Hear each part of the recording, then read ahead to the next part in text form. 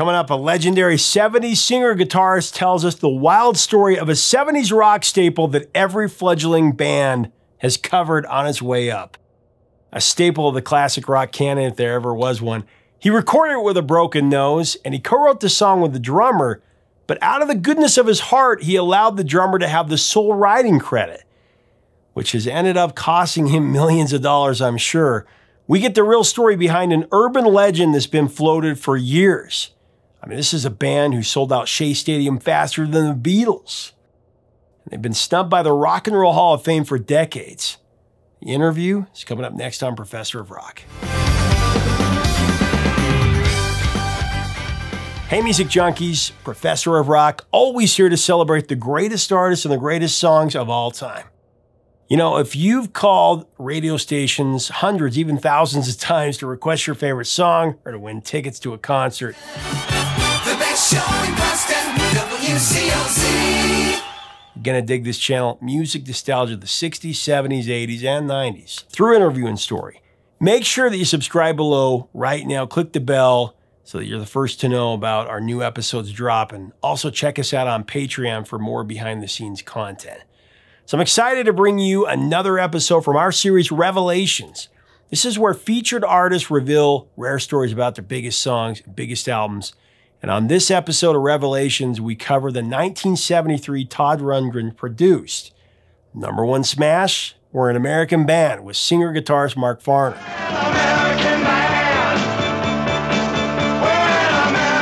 Just one of the most iconic voices of that era. Great guitar player. It's a bar band classic. Now, many people don't realize how big Grand Funk Railroad was, or Grand Funk. They sold out Shea Stadium faster than the Beatles. They were massive in the early 70s. Mark shares the story of helping craft this classic song and album, and how he gave sole writing credit to the drummer, even though he helped write the song. That kindness probably cost him many millions of dollars.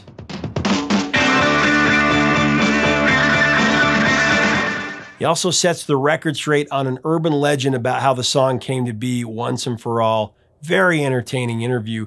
As we go into this session, I want to thank our sponsor, Zenni Eyewear, my personal choice for frames. Go design your own pair and get digital blue light protection with Zenni's Blue Blocks. Treat yourself today at Zenni.com or with the new app. Here's Mark. Just excited to be here with one of the most powerful vocalists and lead guitarists of the rock and roll era, Mark Farner. Mark, of course, was the co-lead singer, lead guitarist, and principal songwriter for Grand Funk Railroad, later known as Grand Funk. And he continues to rivet audiences with his live performances. I'm your captain. I'm your captain. Mark, I wanted to go back. I always like to find out, what was it for you, whether it was a song that you heard, a person in your life, or just a moment that kicked open the door to your mind and made you want to pursue music? Do you remember the moment or a few moments that stand out? Bill Haley and the Comets. Bill Haley and the Comets is jamming on the radio. I'm going, what is that music? What is that? And then they said, rock around the clock.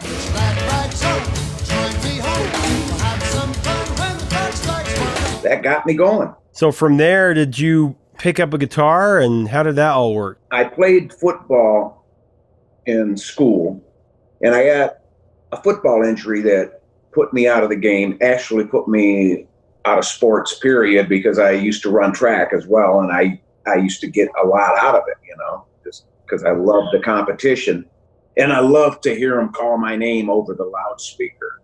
That was 66 in on the tackle. I would go prancing across that football field, and that injury, anyways, from that scrimmage with the high school seniors, put me out of the game, and my mother felt so bad because she knew I loved to hear my name called on the speaker, She got me 6 lessons and rented a K acoustic guitar. So anyways, I would go up to the jams that these guys would have at the high school and watch them play chords, and I got in being friendly with these guys, and they knew I was a young musician coming up, and they were happy to show me stuff. So that's how I learned. Grand Funk came together after the group that Don Brewer and myself were in disbanded. I heard you last night talking in your sleep.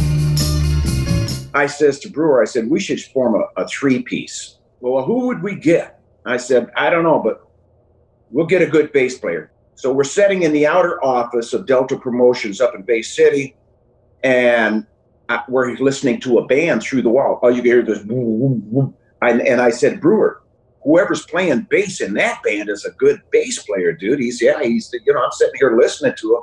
He said, I wonder who that is. I said, I don't know, but, let's find out. They took a break. Mel Shocker comes walking out. And Mel and I grew up together, played, we smoked pot together. We rode dirt bikes together. We did everything.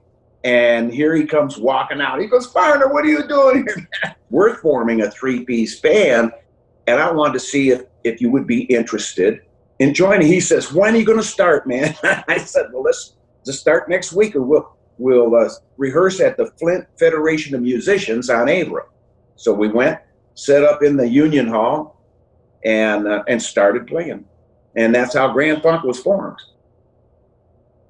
1973, We're an American Band came out, the album, and that album was massive. It hit number 2 on the pop charts, the album charts. It was number 4 in Canada. Of course, featured the classic rock standard of the same name. Let's talk about that song. I know that Don wrote it, but the way you guys play that, and especially the guitar in that, and the harmonies when you get to the We're an American Band.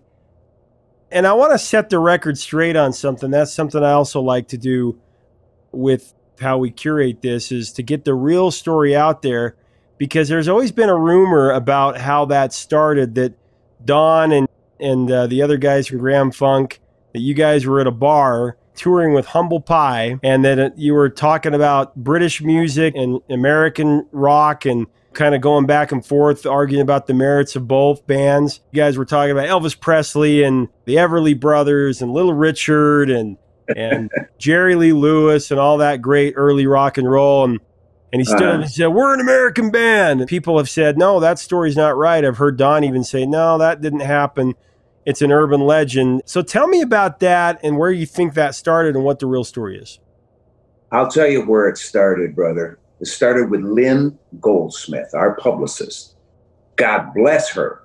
She not only did the gold vinyl and the ad campaign, we're shipping it gold. Not bad, Lynn. Real good, as a matter of fact, because we were telling the truth. It was gold plastic. It wasn't gold. It wasn't gold because it already sold 1 million copies. It was gold plastic. And there was only 100,000 of the gold plastic printed, and then the rest of the millions that did sell were all the black vinyl. But Lynn Goldsmith said, why don't you guys write a song that's about who you are? You're an American band. And so Brewer comes with the lyrics, and he's doing these 2-note chord on a guitar.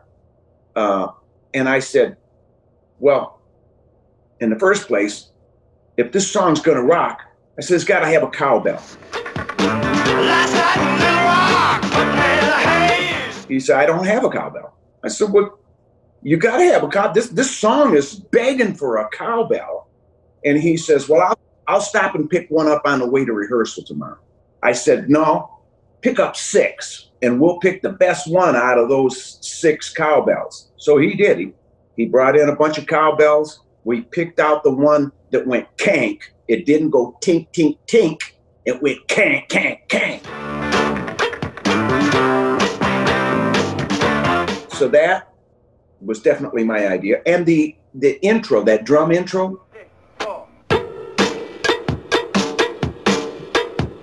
I wrote the drum intro.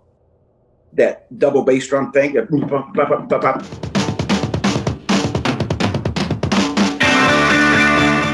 That is what I was hearing in my mind. And I kept telling him, no, you gotta hit the snare once, and then the bass drum is a boom, boom after it. And he said, man, I'll never be able to do that. I said, it's just like what you said, with all these other songs, like the foot stomping music. And Some Kind of Wonderful. That's a boom, boom, boom, boom. I don't need. So you can do it, man. You can do it. Well, he did it. And this song, that's all what I heard.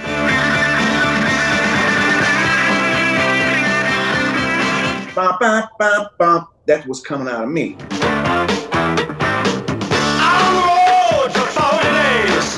The harmonies were my harmonies.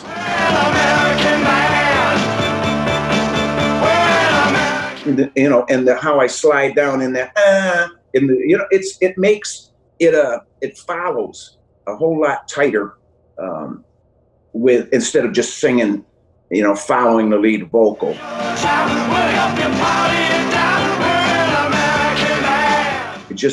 It happened, you know, it made it happen. And we were inspired. Once we started playing the song and we knew it could rock, we were inspired by the potential that we were feeling. And that potential turned into something, buddy.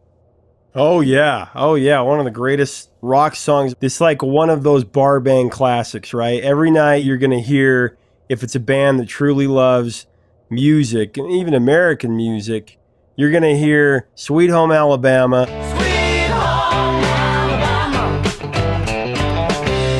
We're an American band. It's just one of those songs, those, like Yeah. I said, classic rock standard that is Right. always going to be one of those dynamic songs that a rock band plays. And what do you remember about recording it? All that energy, you guys had to know it was a hit. We had hoped. And, you know, as a songwriter, Adam, every song I write is a hit, dude. But in recording that song, you know, Rundgren wanted to do it down at Criteria, which is at sea level. There was something about, let's try this. People say recording at sea level does. So that's, hey, that could be part of what people are hearing on sea level music. I don't know.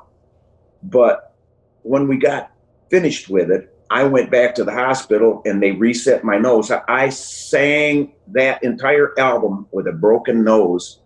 I had broke my nose like a couple of days before we were supposed to leave, you know, for Florida and do this recording.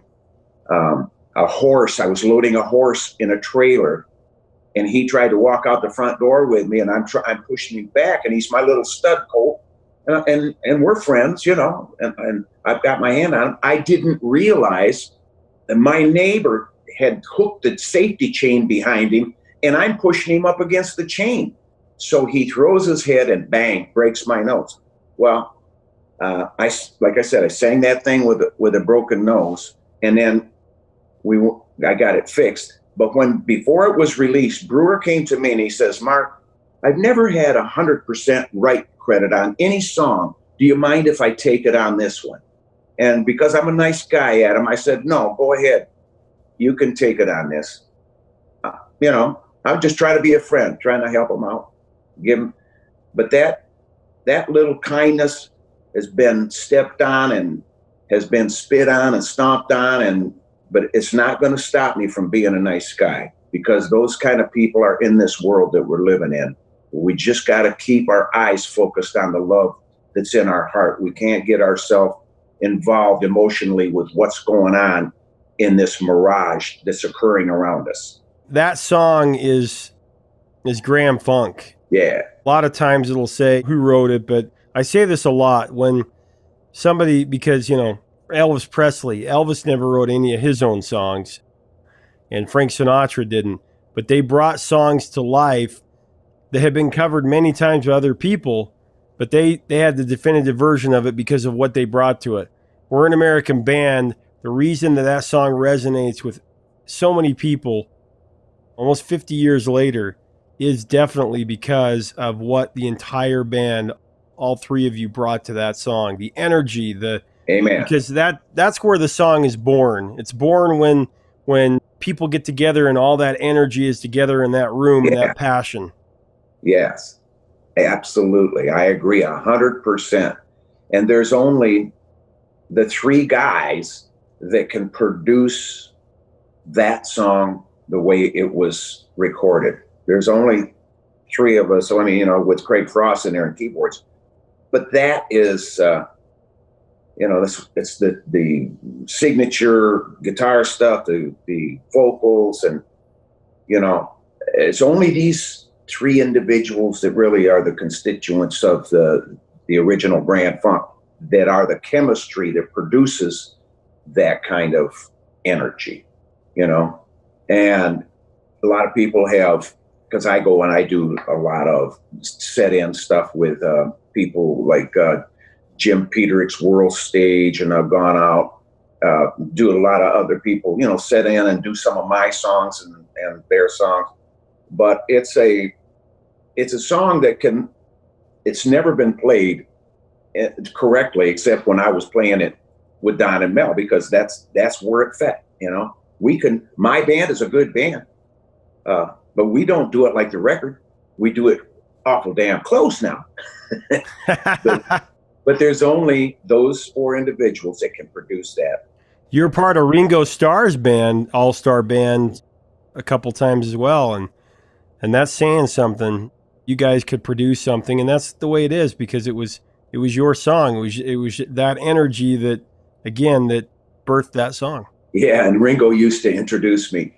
And here he is, Mr. Grand Funk himself. Oh, man, that must have been a wild time. It was. What a great man he is. He's a good-hearted guy. Well, the other thing that was really cool, I want to ask you about just your guitar on We're an American Band. What do you remember about, because that's a guitarist's dream, that song, just the energy of it. Well, I was playing a Gibson L5S that I saw when it was in its raw state as a slab of wood in the inventory there in the warehouse at Gibson when they were here in Michigan.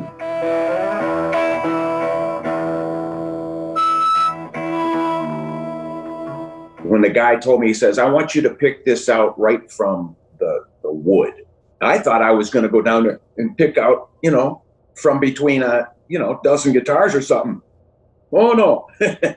We're going right to so that guitar, that L5S, I just walked over and I said, this one is calling my name, this piece of wood.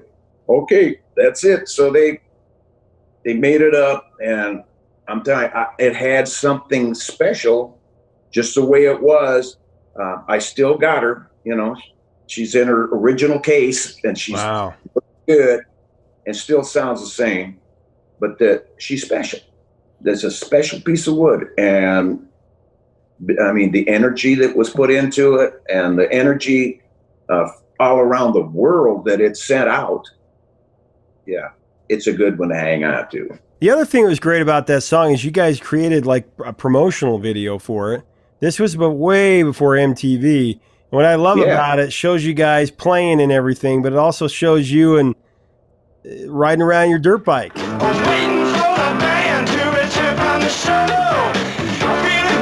Yeah. My 125 TC. It's a Suzuki that had a little shift lever on the side of it. You could go into low range, so you could go off road, and oh man, we had a ball. We always rode dirt bikes and four-wheelers and three-wheelers, things that could kill you. Well, you and Mel riding around, and it was funny, is that's how you guys used to do when you were kids. That's right. That's exactly right. We had a lot of fun doing that video. You were pioneers, man. You were creating videos well before that was a thing for rock bands or for pop and rock bands. That was Lynn Goldsmith as well. That was her idea, naked in the hayloft. But hey, I'm going to tell you something. I was not naked. No man in his right mind is going to lay down face first on the hay naked. I had my britches on. I didn't want to get that prickly heat. And the lines from it talking about, like you said, Lynn said, why don't you just write a song about who you guys are? Hopping from hotel to hotel and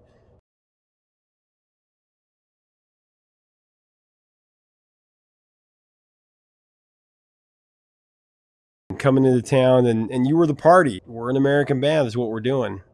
Right on. And what about Brewer coining the dude thing back then in '73? Come on, dudes. Let's get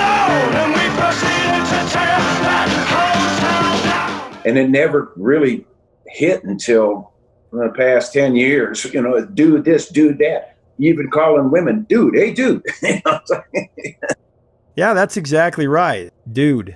It's like one of those songs that every band out there, it's usually going to be 1 out of the 10 cover songs that they do because of what it does to the audience and how it electrifies people and the memories that it brings back for people. But it's been one of the most covered songs, rock songs ever. Dave Grohl, actually, in one of his early bands, covered it. I don't know if you were aware of that. I am. And Kid Rock also did it.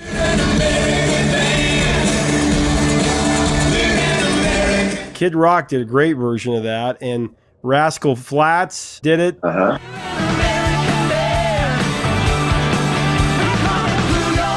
Rob Zombie.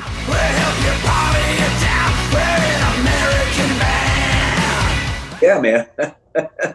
Jackal.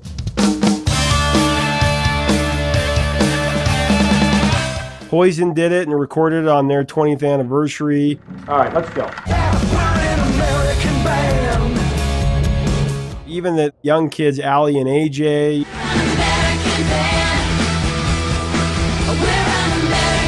Nash the Slash.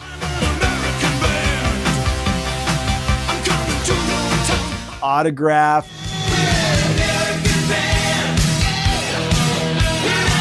What I love is how Homer Simpson, what he said about it on The Simpsons, Homer Palooza. Yeah. What did you think of that? I thought it was awesome. We ran that clip when we played at Pine Knob in Michigan. It's a big, amphitheater. And we ran that clip for the audience just before we did the show. And it was great. I mean, the audience loved it. And that was the first time that I'd ever seen it when that clip, ran it on the screen. I'm seeing it on the big screen and hearing it through a big PA. It was badass. I thought, yeah, man. Yeah, the bare-chested lyrics. Oh, yeah, come on. Nobody knows the band Grand Funk? The wild, shirtless lyrics of Mark Farner? The wild, shirtless lyrics of Mark Farner, the bong-rattling bass of Mel Shocker, and the competent drum work of Tom Brewer. Boy, competent, yeah. That's funny, man. Those kind of references in pop culture show what this band has meant to so many people. Awesome. That's awesome. We could go off for days and talk about how it's been used in TV and movies because they've used that song a lot.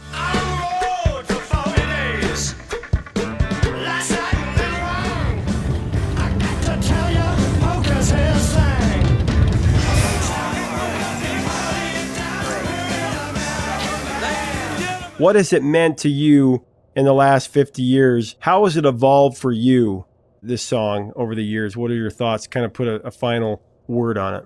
Well, because people like to sing, when it comes to the chorus, the audience likes to sing. And it's one of those songs where, like Closer to Home, I'm getting closer to they like to sing that. They want to sing it to you. It means so much to them. They want to sing it to you. And when it comes across that way, when it comes from that place of the emotional intent, man, it's overwhelming. And every time I play it, there's waves of emotion that come because it's exciting people. It's stirring that memory at them. It's getting them going again. It's taking them back. And that's what we like.